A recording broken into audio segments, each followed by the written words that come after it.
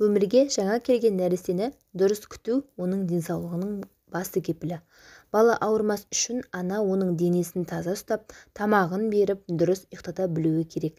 Кіндігі түсіп, орны әбден жазылғаннан кейін қайнаған жылы суға нәрестені күн сайын кешке жақын шомылдырған жөн.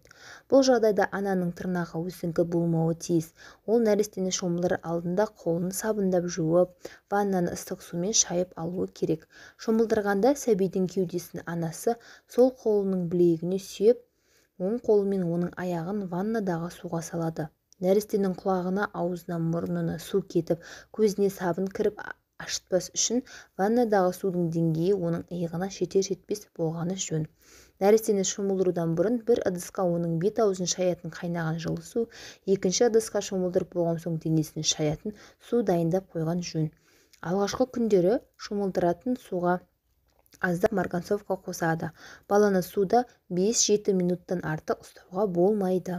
Нәрестенің терісі базданып кетпес үшін мойнына, қолтығына, шатына вазелин немесе өсімдік майын жағады. Өсімдік майын 10-15 минут қайнатып, суытып, арнаулы ыдысқа құйып қою керек. Нәрестенің қолын таза ұстап, тырнағын өсірмей алып тұрған жөн. Өйткені тырнағы өсіп кетсе, бала бет-аузын тырнап, жарақаттап алуы мүмкін.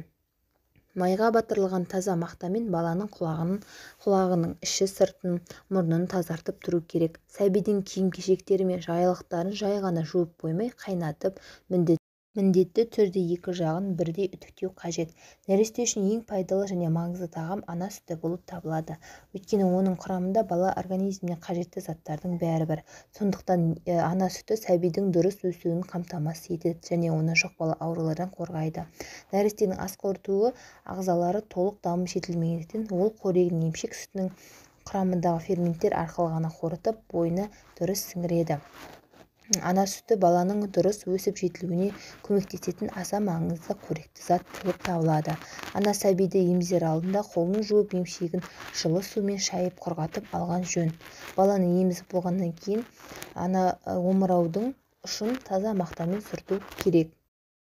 Емген сүт организміне жақсы сіңу үшін нәрестеге кемінде 3 сағаттай уақыт керек.